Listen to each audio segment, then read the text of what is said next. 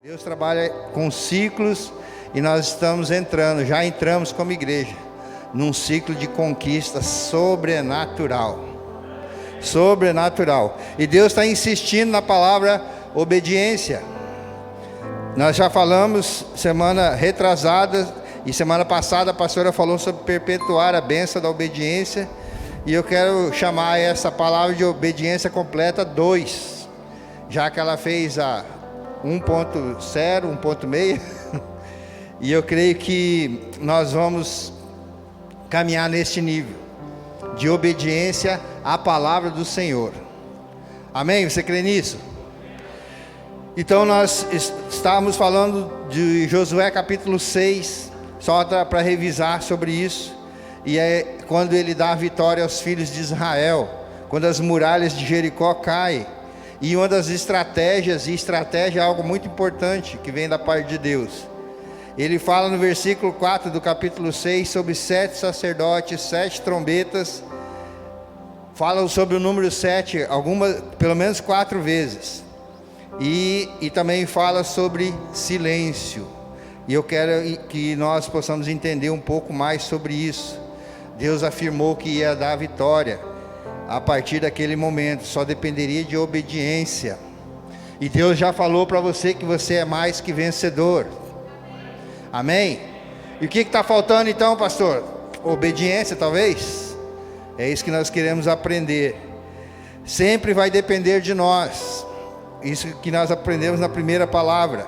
E eu sugiro que, se você quiser revisar isso, pegue a palavra que foi ministrada no domingo passado e no anterior. E você vai se localizar melhor. O problema nunca é o inimigo, quando falamos de inimigos externos, mas o problema sempre é conosco mesmo, porque nosso maior inimigo não é externo, nosso maior inimigo somos nós mesmos, e aí não tem como fugir dele.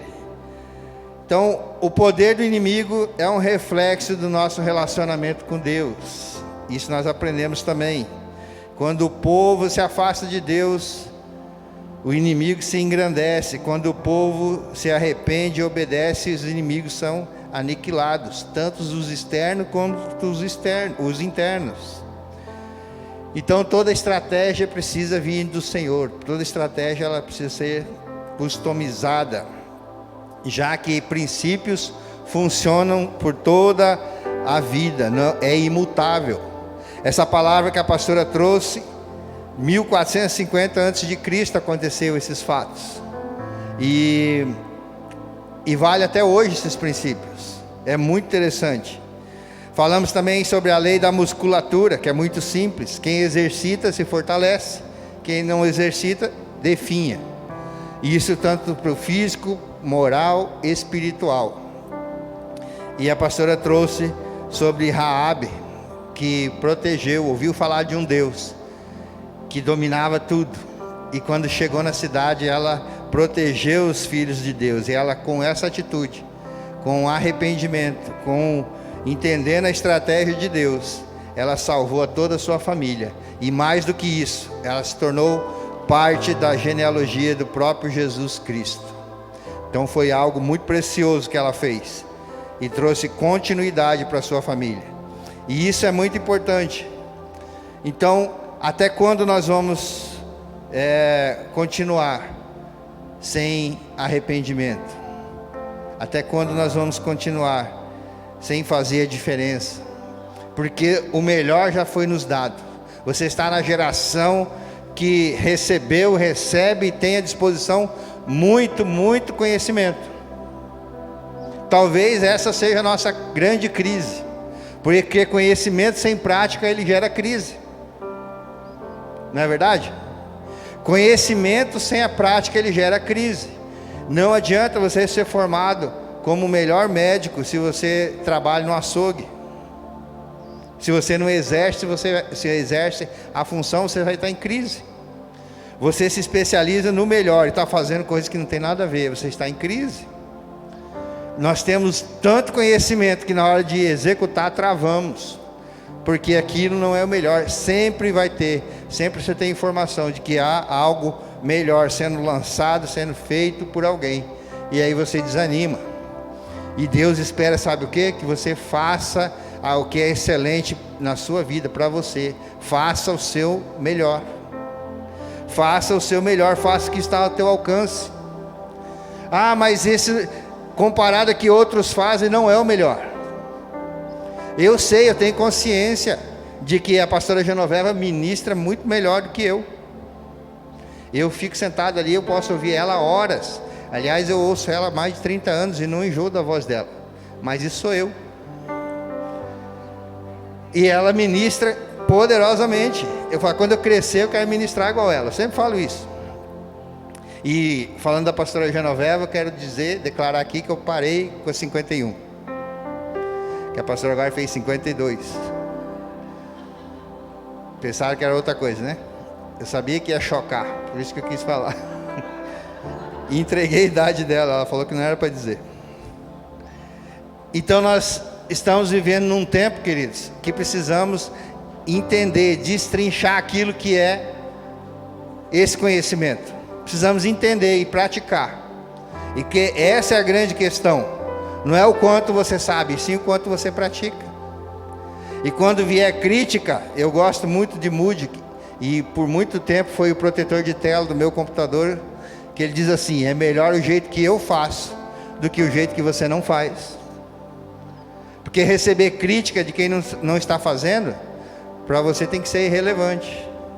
Agora, se você recebe uma crítica construtiva de quem é relevante, de quem está fazendo melhor, aí sim, aí ele corrige, aí você cresce.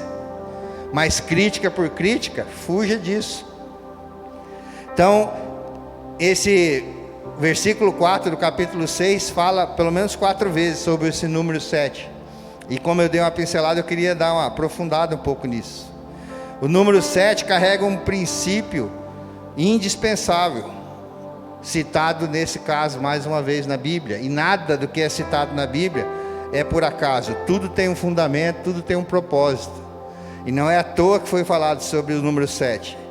Então você já deve ter aprendido também que número 7 é o número da perfeição, certo? Quem já ouviu falar sobre isso? 7 é o número da perfeição. É uma resposta quase perfeita, porque na verdade 7 tem a ver com totalidade. Ou seja, perfeito no sentido de algo completo, de algo pleno. Por isso que Deus é perfeito, porque Ele é completo, Ele é pleno, Ele não precisa de nada nem de ninguém. Ele já é. O nome dele é Eu Sou. Não é eu fui, nem eu serei, ou eu era, é eu sou. É um Deus completo e o Deus do presente. É o Deus para resolver tudo que você acha que é impossível na sua vida. O problema é que tem coisas que você acha que está tão impossível que você nem pede para resolver mais, porque está faltando algumas coisas.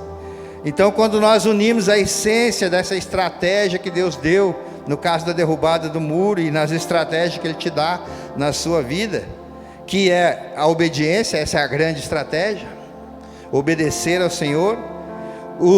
Juntamos isso ao conceito do número 7, que está implícito, que é o completo, que é pleno.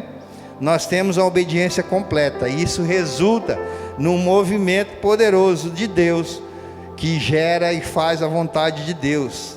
E aí as muralhas vão ruir, as fortalezas vão ser derrubadas, os muros vão ruir. Os muros ruíram lá em Jericó, mas aqui nós estamos falando de fortalezas da sua mente, porque com tanta informação, sabe-se lá que muro que você criou aí na sua mente, e a palavra vem para destruir isso, para te libertar, para te trazer uma libertação total, em nome de Jesus. Porque não é o que estão dizendo, não é o que estão ensinando, simplesmente, mas é o que a palavra diz, porque os princípios são imutáveis. Os princípios de Deus valem para todos, sempre, para a eternidade. Aliás, de tudo que você conhece na face dessa terra, o que vai ter no céu, na eternidade, é vocês três aqui, e a palavra de Deus. De tudo que você conhece vai existir na eternidade, você e a palavra de Deus. A palavra está dizendo isso. Então a obediência completa, queridos, aniquila o domínio daquilo que nos dominava, nos sentimos, daquilo que eram nossos desejos, naquilo que é nossas vontades descontroladas, porque muitas vezes isso vai contra a vontade de Deus, vai contra a vontade daquilo que Deus quer. Jó capítulo 5, verso 19, vemos essa mesma metáfora para explicar esse princípio da totalidade e da obediência completa. O texto diz assim: de 6 desgraças ele o livrará, e 7 delas você nada sofrerá. Está falando do cuidado de Deus sobre a vida dele, mas também sobre a nossa. Vez após vez Deus salvará você do perigo, e não deixará que nenhum mal lhe aconteça. Você perdeu uma grande oportunidade de dizer amém e tomar posse dessa palavra. Talvez você não entendeu, mas está dizendo que vez após vez salvará você do perigo e não deixará que nenhum mal lhe aconteça. Será que isso é verdade? Então, como a gente se livra desse mal, do pecado? Na mesma proporção que nós vamos resistindo ao mal, nós vamos ganhando imunidade, vamos ganhando força, vamos ganhando essa musculatura, até atingirmos esse ponto de romper com aquele mal, com esse pecado.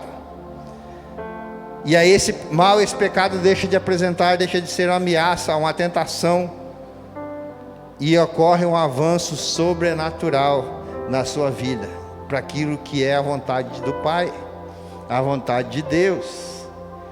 Aquele povo estava precisando de uma terra, tinha uma promessa, e nós vamos entender algumas coisas, o porquê do silêncio, o porquê desses 7, porque quando eles não fizeram isso em silêncio, tiveram que voltar e ficaram 40 anos rodando no deserto.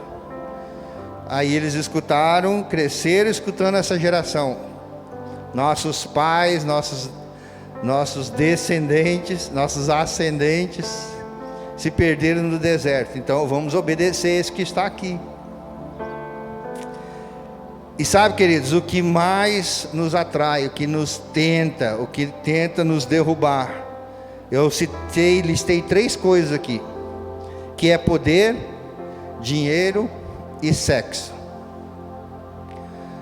Dinheiro, poder e sexo são coisas que nos atraem, que nos tenta e que ameaçam a vontade de Deus sobre as nossas vidas. Pastor, mas isso são coisas ruins? Se for da maneira distorcida, é muito ruim. Se for feito para você conquistar essas coisas na tua força, no seu intelecto, na sua inteligência, do seu jeito, isso aqui pode se transformar em maldição e não em bênção, como é dentro dos princípios da palavra. Porque a palavra diz que Deus quer te fazer famoso, quer que o seu nome seja importante. Fazendo o quê? Obedecendo a palavra dele. Conhece alguém que é famoso por obedecer a palavra de Deus? Isso gera poder. Quando você fala, as pessoas vão te escutar. Quando você fala, vai ser relevante. Tua opinião vai ser levada em consideração. Pessoas vão pagar para você dar opinião. Isso tem a ver com poder. Dinheiro é bênção ou não é? Dinheiro, pastor, é a raiz de todo mal. Não. O que é a raiz de todo mal é o amor ao dinheiro. E eu sempre brinco que pior do que amar o dinheiro é amar e não ser correspondido. Não sei se você já teve uma namorada assim. Não ser correspondido acho que é pior. Porque você é frustrado 2 vezes. Não acessa e não tem. Enquanto que o Senhor está dizendo que você precisa ter dinheiro. Você vai entesourar para a sua família, para os seus filhos, para os seus netos. Para você ter, para você e para outros. Para você emprestar e não pedir emprestado.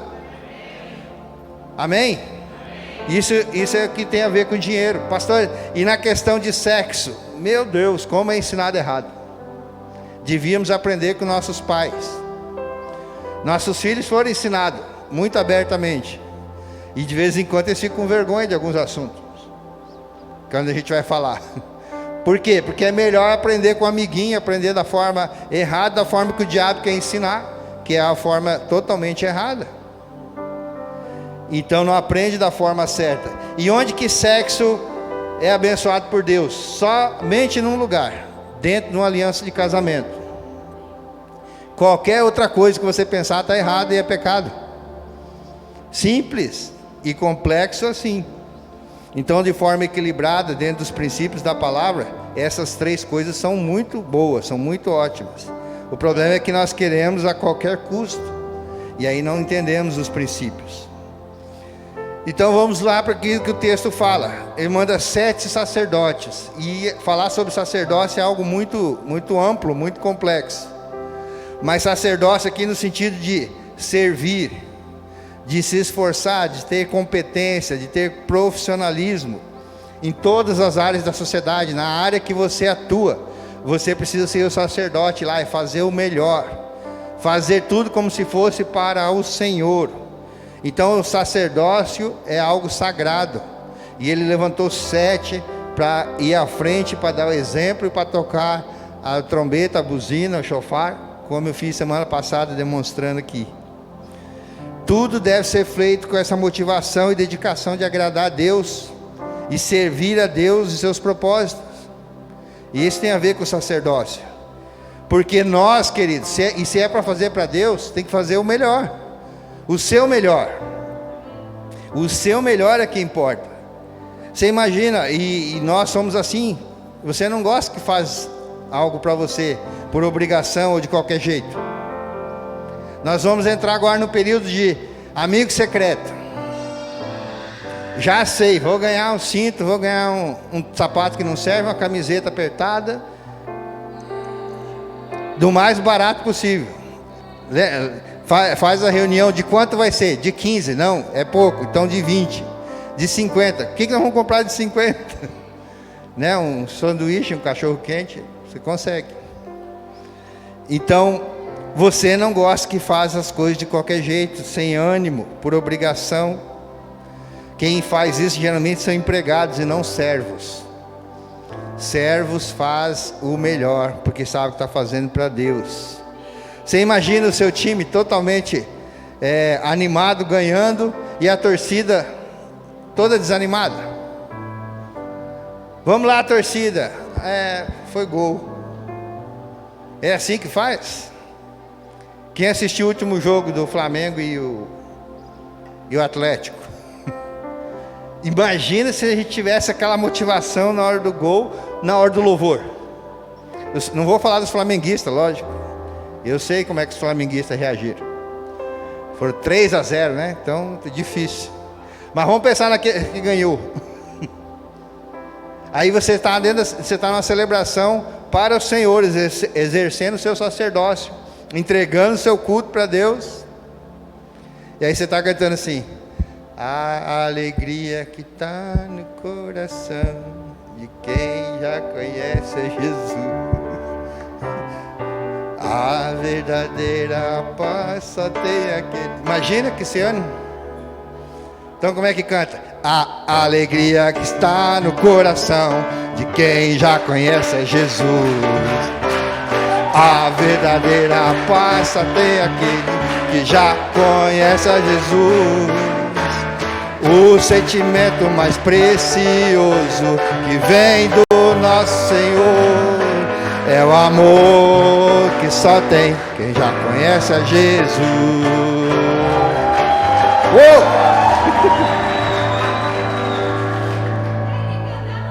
Agora você descobriu por que eu saí do ministério de canto. Porque tem gente que faz melhor, para o Senhor tem que ser o melhor. E eu já cantei muito na minha célula. A célula começava, o pessoal ia embora, eu falei: gente, eu não vou cantar mais. Eles voltavam, era muito bom. Pensa no sacerdote no tabernáculo, querido. Se ele fizesse de qualquer jeito, a nação toda pagava o preço junto. E ele tinha que estar discernindo esse caminho, tinha que estar fazendo expiação, tinha que estar colocando na mesa os pães da propiciação, acendendo as luzes dos castiçais, entrar no Santo dos Santos, na presença de Deus. Uau! E relacionar-se com Deus face a face. E se ele não fosse aprovado, ele era fulminado, ele morria ali mesmo. E às vezes nós queremos fazer de qualquer jeito. E se nós fizermos o melhor, nessa integridade sacerdotal, servindo a Deus, derrubamos fortaleza da nossa alma, em nome de Jesus. Então esses 7 sacerdotes representam isso. Você tem que fazer o seu melhor. As 7 trombetas que estavam tocando à frente com eles, é um detalhe muito importante as trombetas, porque anunciam a presença e a movimentação da arca, a arca da aliança, ou seja, a presença de Deus estava profeticamente sendo anunciada, sendo movida, com o qual todos precisam estar alinhados com esse movimento, em nome de Jesus. Então essas 7 trombetas falam de um senso de comunidade, um senso de agrupamento, de unidade, de uma harmonia. Quando fala em harmonia, a gente pensa realmente em música. Você imagina uma banda, uma orquestra, um conjunto musical, cada um tocando a nota que quer, o tempo que quiser e a música que quiser. Foi feito quatro louvor. Imagina se cada um tivesse tocando, o primeiro, outro o segundo, né, o vocal cantando outra música, seria um ruído, uma bagunça. E precisa estar harmonizado. Quando há harmonia, você sente que a música é muito boa, que é emocionante, que é top. E os instrumentos e as vozes, quando alguém se destaca é porque alguma coisa deu errado. Precisa ter esse conjunto. Então as 7 trombetas significam o som da unidade, que temos que ter essa disciplina, essa vigilância, essa organização, esse foco, a atenção plena acima de tudo, para despertar, queridos, para despertar para uma coragem de guerrear. Estavam no clima de guerra, estavam obedecendo. Então nós precisamos estar organizados. Exército desorganizado só vai para a guerra para apanhar. E nós estamos em guerra. Nossa luta não é contra carne nem sangue, mas contra principados. Pastor, mas eles já não são vencidos? São. Eles já foram derrotados na sua vida? Totalmente. Já foram subjugados? Ou ele continua buzinando no seu ouvido algumas coisas? Porque ele é mentiroso e ele não desiste. E eu fiz uma nota aqui que todo tocador de chofar, todo mundo que toca o chofar é profeta, mas nem todo profeta toca o chofar, porque o chofar é um instrumento bíblico. As buzinas, está aqui, né? As trombetas, as buzinas também é chamado na Bíblia. É um instrumento profético, onde move-se a presença de Deus. Então eles não estavam naquela guerra sozinhos, eles estavam com o Senhor. 7 dias, o que significa os 7 dias? Nada mais, nada menos que uma semana completa, mas também está relacionado e associado à criação de Deus, que foi feita em 7 dias. Foi restabelecida a ordem, porque a palavra diz que a terra era sem forma e vazia, e a escuridão existia, e o Espírito Santo pairava sobre esse abismo, e a palavra veio dizendo que haja luz, e a terra começou a ser novamente recriada através da palavra. E quem que é essa palavra? Senão o próprio Jesus.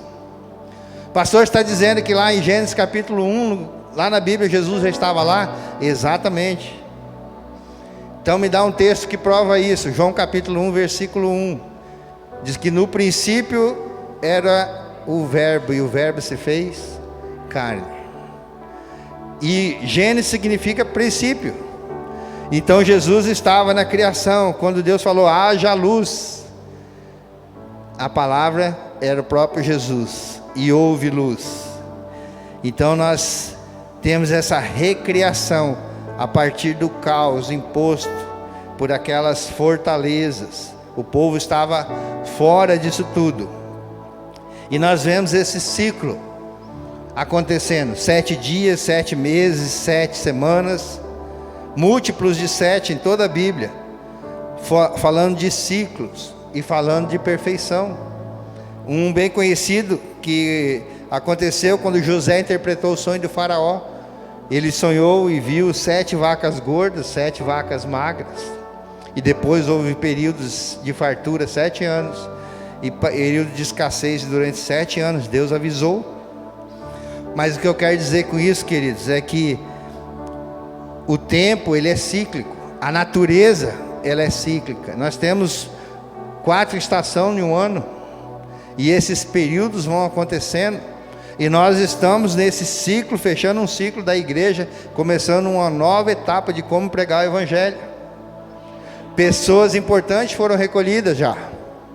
Ontem nós perdemos a missionária Márcia. Perdemos aqui para a igreja militante, mas ela está com o Senhor na igreja triunfante. Chegou o tempo dela, nós cremos nisso, porque nós oramos como igreja para que ela fosse curada novamente. Deus já tinha feito vários milagres na vida dela, e hoje ela foi sepultada.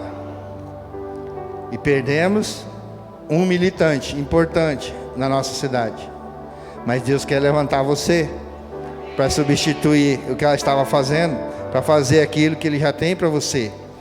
E assim, queridos, não importa o caos que você acha que está vivendo, Deus, que controla todos os tempos, está aqui para dizer que Ele pode e quer refazer toda a sua trajetória, em nome de Jesus. Em nome de Jesus, nesse tempo que se chama hoje. E Ele falou para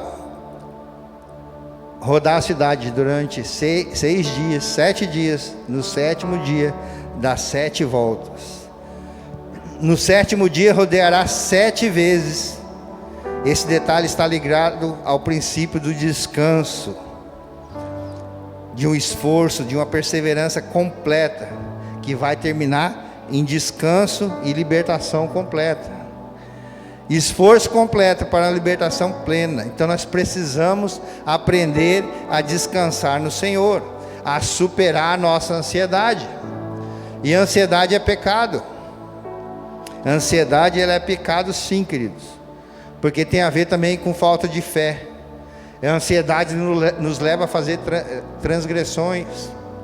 E a palavra diz que sem fé é impossível agradar a Deus. Então às vezes descansar é algo difícil para você. O próprio Deus fez o mundo e descansou. Algumas religiões levam isso muito a sério e não querem fazer nada no sábado.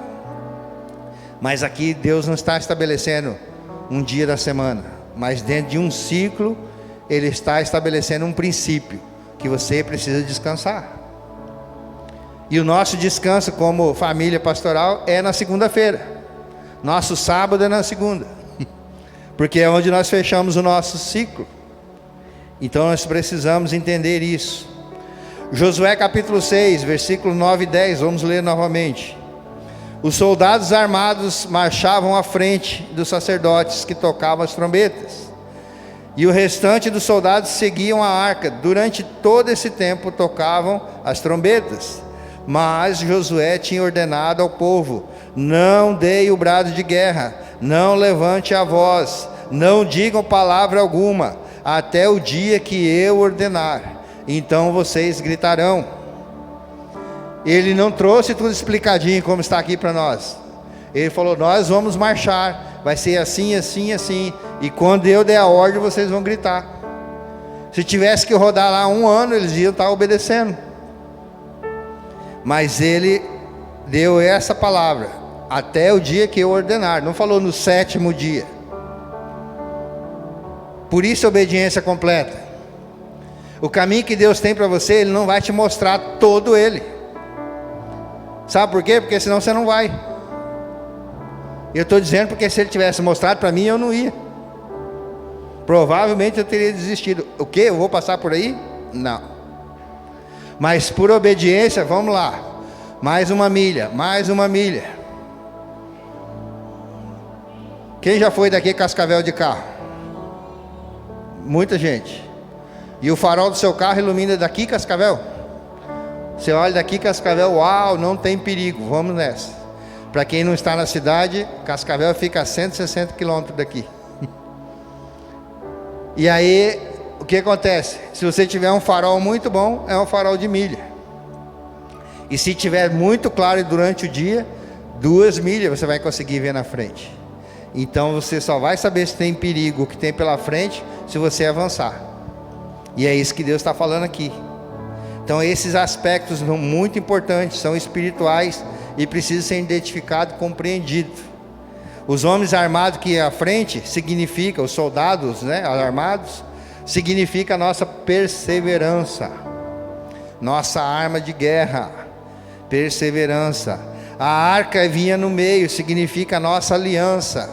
Algumas vezes você vai ver Deus dando comando da arca ir na frente, da arca ficar na retaguarda, da arca ir no meio, porque tem a ver com estratégias.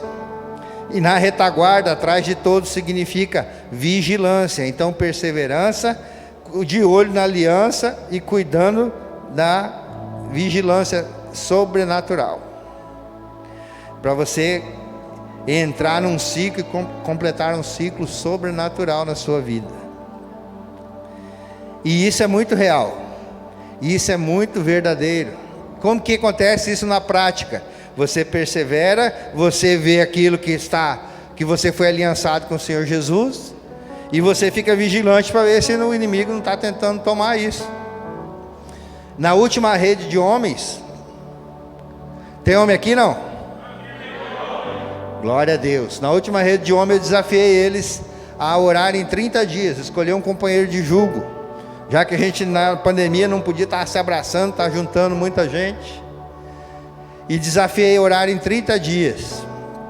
Alguns pediram mais 30 dias, alguns começaram a orar uma vez por semana, e na célula do Luciano em específico, estão fazendo isso até hoje, levantando todo sábado às 6 da manhã, e orando a palavra, depois ficam em comunhão, tomam um café, mas vão lá para orar.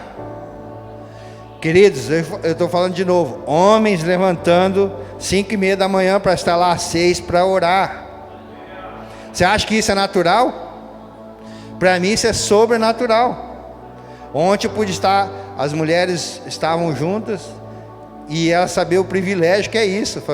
Meu marido sai, o dia de descanso está fazendo isso, está indo orar. Pelo amor de Deus, não reclame disso. E nós queremos que isso aconteça com mais grupos, com mais células, com mais homens, e vai acontecer em nome de Jesus. Por que eu trouxe isso? Porque houve uma perseverança ali, de olho na aliança, vigilantes. Quem falta falou: por que você não veio? Quem vai ligar para quem não veio? E isso vai gerando uma intimidade que você não se sente cobrado, mas se sente cuidado. Opa, estão preocupados comigo. E os testemunhos do que Deus já fez nesse tempo de oração é sobrenatural. Então isso que eu estou falando do sobrenatural de Deus, através de coisas, de princípios simples. Então é uma caminhada para uma reeducação, para um despertamento, e se livrar de comportamentos pecaminosos. Nós reaprendemos a obediência total, dia a dia, volta por volta, ciclo por ciclo, é um processo. É muito melhor se alguém orasse e as coisas ficassem top demais. Pastor, você tem intimidade com Deus, ora por isso, e às vezes nem você orou pelo negócio, e quer que Deus dê solução, porque está incomodando. Mas quando acontecem coisas boas, nem precisa orar, se é coisa boa é de Deus.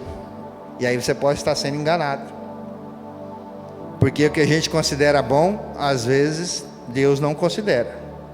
Você já ouviu falar de gente que prosperou tanto, ganhou tanto dinheiro, que não precisou mais de Deus? Tem vários testemunhos. E às vezes Deus está resistindo você ter o dinheiro, porque não vai saber usar. Você ter esse recurso da forma usada.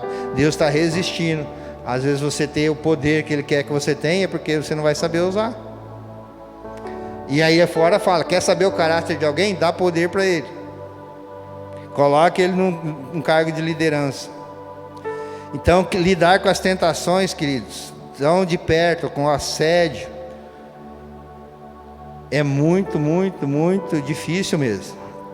Demanda discernimento, perseverança, vigilância, mas inspirado nessa aliança com Deus e num compromisso com Deus, a gente pode vencer. Então, o que tem te aprisionado, meu querido irmão? Você tem tido pecado de estimação? Você sabe dizer isso. livre-se disso imediatamente, seja perseverante, armado até os dentes, com a armadura de Deus. Efésios 6, nós aprendemos sobre a armadura de Deus e a nossa arma. Você fica de olho na aliança que Deus fez, que foi uma aliança de sangue, o sangue de Jesus na cruz. E seja radical, vigilante contra o pecado. Mas como é que está esse negócio da intolerância? Né? A gente fica com medo de ser julgado, de ser desmonetizado, de ser lacrado, de ser um monte de ado. Porque você está preocupado muitas vezes com os seus seguidores. Mas eu já tenho 50 mil seguidores, tenho que cuidar com o que eu falo. Seja verdadeiro e você vai se livrar de uns e conquistar outros. E comece a falar da palavra de Deus, dos princípios. Geralmente os seguidores são menos para eles. Que as pessoas estão carentes de heróis. Elas querem que os heróis sejam aquilo que elas não querem nem tentar ser. E nós temos um herói que nos tornou mais que vencedor, que conquistou o mundo. E foi em amor, não foi por violência nem força. A força do seu amor. A lei do silêncio, a palavra nos apresenta o silêncio como uma poderosa arma de guerra para destruir as fortalezas. Esse detalhe da vitória merece ser compreendido. Ficar em silêncio. O silêncio explica o caráter interno e intenso dessa batalha, que terminou no domínio próprio e em descanso. E é sempre dessa plataforma, olha isso, é sempre dessa plataforma que a legítima autoridade pode ser exercida. Apenas sobre as tempestades que descansamos é que conseguimos exercer autoridade. Não foi o que Jesus fez no barco? Jesus, nós vamos morrer, você está aí dormindo. Ele foi lá e deu ordem para o vento. Como que você tem enfrentado as tempestades? Está confiando naquilo que a palavra diz sobre você?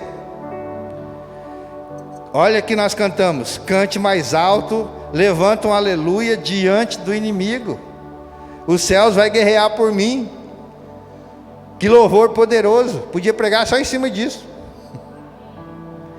Se nós entendermos isso, cante mais alto, levante um aleluia, glorifique a Deus. Glória a Deus por esse louvor. Quando que eu faço isso? Em qualquer circunstância. Pastor, mas você não está entendendo como você reagiu ao Covid. Enquanto o Covid estava na China, estava na Europa, estava lá longe, beleza, era só notícia. Mas de repente ele estava na nossa cidade. De repente ele estava lá em casa. E quando ele estava na Itália, a gente já começou a se preocupar, porque nós tínhamos filhos lá na Itália, né? O Lucas estava lá jogando bola, o Paulão, a Estela. E o que nós fazemos com isso? Vamos para o joelho, vamos orar. A gente não estava entendendo por que estava acontecendo isso. Por que, Deus? Por quê? E os porquês sempre tem a ver com a gente, sempre tem a ver conosco. Aí quando você começa a perguntar para quê, aí tem a ver com a vontade de Deus, aí você começa a receber respostas. E aí a coisa funciona, porque o para quê tem a ver com a vontade dele, que é boa, que é perfeita, que é agradável. Como que vence essa guerra do silêncio? Alguns pregadores bem engraçadinhos, né? Diz que nessa semana o povo ficou em silêncio porque deixaram as mulheres para trás. E é lógico que eu não vou falar isso. Deixa as mulheres que não vão conseguir marchar. Não, a Bíblia diz que todos foram. Todo o povo. E as mulheres são mais falantes, sim, mas tem a ver com a sua criação biológica, seu DNA de adjutora, de ajudadora. Naturalmente elas são assim. Mulheres de honra, esse é o recado para você. O silêncio de uma mulher é ensurdecedor. Quando ela fica em silêncio, fala: meu irmão, o negócio vai pegar. É uma das armas mais poderosas que ela tem para ganhar o seu marido. A mulher sábia, não é a mulher sabiá. Silêncio é uma arma de guerra. A palavra diz que quem refreia a língua domina o corpo. Quem refreia a sua língua domina o seu corpo. Salmo 39, a partir do verso 1. Eu disse: vigiarei a minha conduta, não pecarei em palavras, porei mordaça em minha boca, enquanto os ímpios estiverem na minha presença. O salmista mostra a importância, queridos, de combater através do tempo de silêncio, porque a palavra precipitada e irresponsável dá materialidade ao pecado. Salmos 46, 10. Se puder, coloca na tela aí, que o meu apagou. Muita gente, queridos, consegue parar, mas poucos conseguem se aquietar. Olha o que diz esse texto: parem de lutar, saiba que eu sou Deus, serei exaltado entre as nações, serei exaltado na terra. Pare de lutar, pare de querer fazer do seu jeito. E aí muitos até param, mas poucos se aquietam. Vamos ver o que Deus vai fazer. Vamos ver o que Deus tem para hoje. Aí no verso 2 diz: enquanto me calei resignado, no 2 do capítulo 39, Salmos 39. Enquanto me calei resignado e me contive inutilmente, minha angústia aumentou. Suportar a dor do silêncio, ficar em silêncio dói. Ficar em silêncio é muito difícil. E aí pode até agravar, te dar algumas coisas, porque exige domínio próprio. Porque ainda mais se você tiver razão, não tem que falar, porque a razão está comigo. Não importa, é tempo de se calar. Eu recebi esse comando num momento muito difícil. O que você vai fazer lá? Fica lá e fecha a boca. Mas eu tenho tanta coisa para explicar. Fica quieto. É tão bom obedecer, gente. É tão bom obedecer. Ah, mas é a verdade, e a verdade tem que ser dita, doa em quem doer, né? Não é assim? Não é assim não. A palavra diz que a verdade dita seu tempo. São como os maçãs de ouros em bandeja de prata. Ou seja, é algo precioso que revela a glória de Deus. E bandeja de prata fala de redenção. Então é algo que no tempo certo vai trazer redenção e vai ser precioso para quem receber. Não é de doa em quem doer. Conhecereis a verdade e ela vai te libertar. A verdade que é o próprio Jesus, que toda a escuridão, toda a mentira cai por terra. Então se você aguentar calado, a hora que você vê, a vitória vem. Mas eu não fiz nada. Exatamente. Exatamente, porque quando a gente quer fazer, faz do jeito errado. E eu estou falando disso porque eu fui parar no tribunal para defender a minha igreja, defender esta casa, defender a nossa família. E eu tinha tanta coisa para falar, e a instrução foi: fecha a sua boca. E a Bíblia fala que aquele que fica em silêncio passa até por sábio. Penso que eu estava muito sábio naquela audiência. Só falei quando fui invocado pela lei. O próprio Jesus fez isso diante de Pilatos. Ah, você que é o Filho de Deus? Você que está falando. No nome do seu Deus, então, eu quero que você fale. Aí ele teve que falar. Foi invocado a autoridade máxima. E o juiz olhou para mim e falou: eu quero que o pastor Josué fale. Mas eu consegui falar muito pouco. E foi muito bom. Porque se eu falasse tudo que eu queria, tinha virado uma guerra. E aí deixei Deus guerrear. Aquietar e saber. Uau! Aí depois que veio a vitória, é muito bom. E bom saber que não tinha nada a ver comigo. Eu não atrapalhei. A obediência é demais. Versículo 3: meu coração ardia no meu peito, enquanto eu meditava. O fogo aumentava, então comecei a dizer. E aqui está um segredo: em silêncio, mas meditando na palavra de Deus. A dimensão da meditação é a essência para aprender a ouvir, e ouvir sem distorções, ouvir aquilo que Deus está falando, não ter ruídos, para não alterar a sua percepção do que Deus está dizendo. Temos que aprender, queridos, a nos calar. Meu coração ardia no meu peito enquanto eu meditava, o fogo aumentava. Então eu comecei a dizer no versículo 4: mostra-me, Senhor, o fim da minha vida e os números dos meus dias, para que eu saiba quão frágil eu sou. Que oração tremenda! Esse senso de dependência da presença de Deus. A nossa vida é curta demais, incerta demais. Não dá para demorar a aprender a calar e ficar em silêncio na nossa alma. O silêncio nos faz pregar para nós mesmos. O orgulho e a autossuficiência se torna irrelevante, perde o sentido quando você se cala. É tremendo isso. É muito, muito, muito, muito importante. Imagina se Deus te mostrasse os dias que te restam. Se você soubesse exatamente o dia da sua morte. Não, pastor, estou querendo ir naqueles que vão ser arrebatados com todo mundo. Não quero conhecer. Né? Porque a Bíblia fala para nós sermos fiéis e fiel até o fim. Até o fim do quê? Desse mundo ou da sua carreira, o que vier primeiro. Missionária Márcia ministrou fora da igreja dela pela última vez aqui para as mulheres. Pelo menos não vi a agenda dela em outro lugar. E ela foi, ministrava como se fosse a última vez, e foi. Ela esteve no Rio de Janeiro? Ok.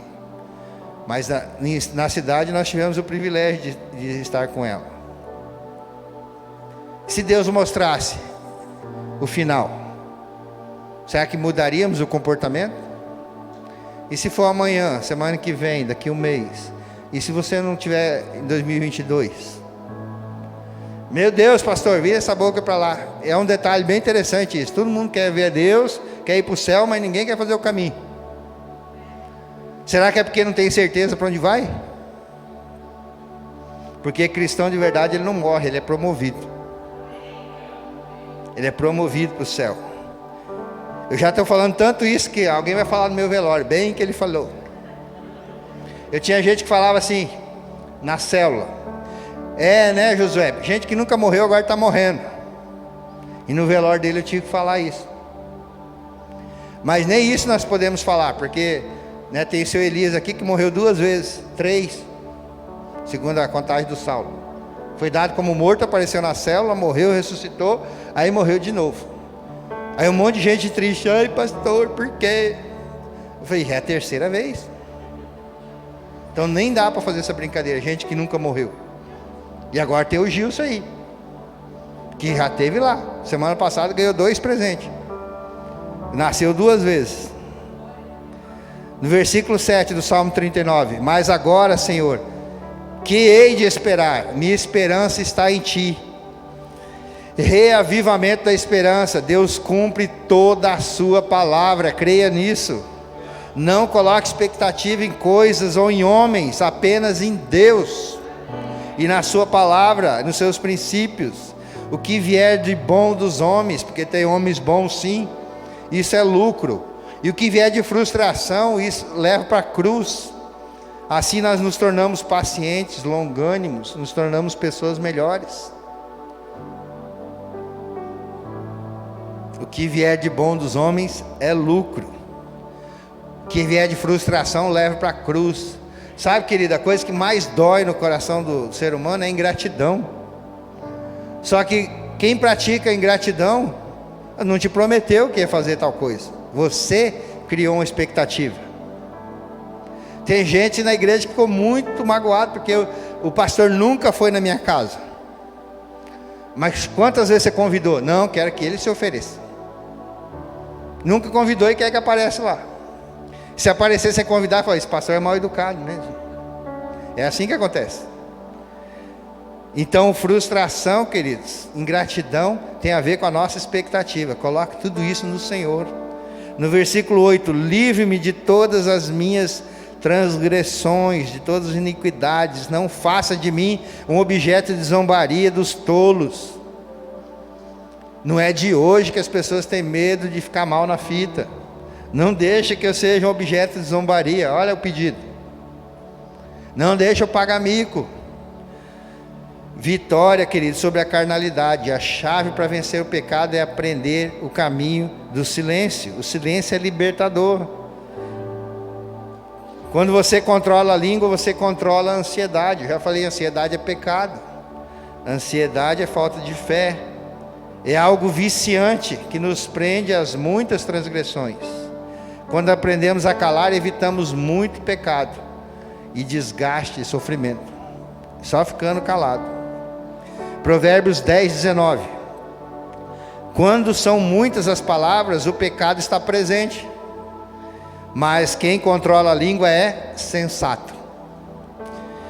Quanto mais você fala, na versão NTLH, quanto mais você fala, mais perto está de pecar. Se você é sábio, controle a sua língua. Uau! Isso está querendo dizer que é para ficar calado, não é para falar? Não, queridos, fale coisas que edifiquem, fale coisas que abençoem, fale coisas positivas, fale coisas boas. Se alguém falar mal de uma pessoa para você, procure as qualidades naquela pessoa. Se não vê qualidade, fica quieto, mas não instiga. Amém?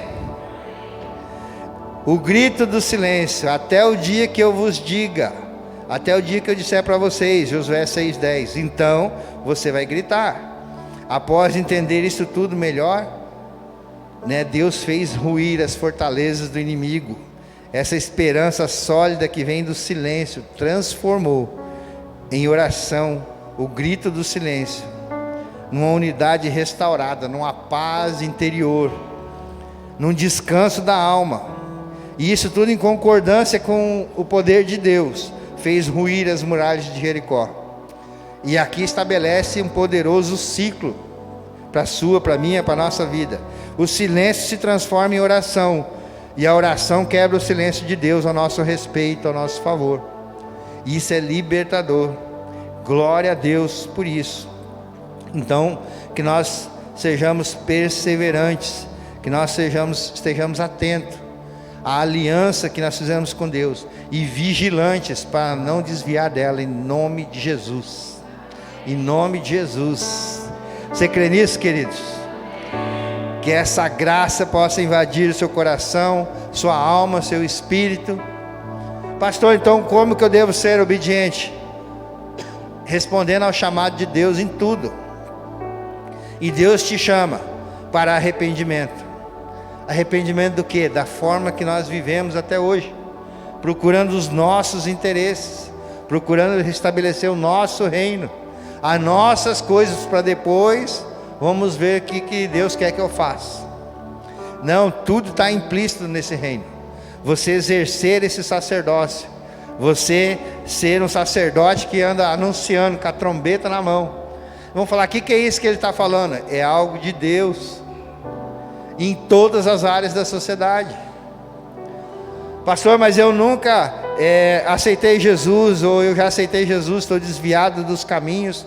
De repente tem alguém que nos assiste, ou você está nessa condição.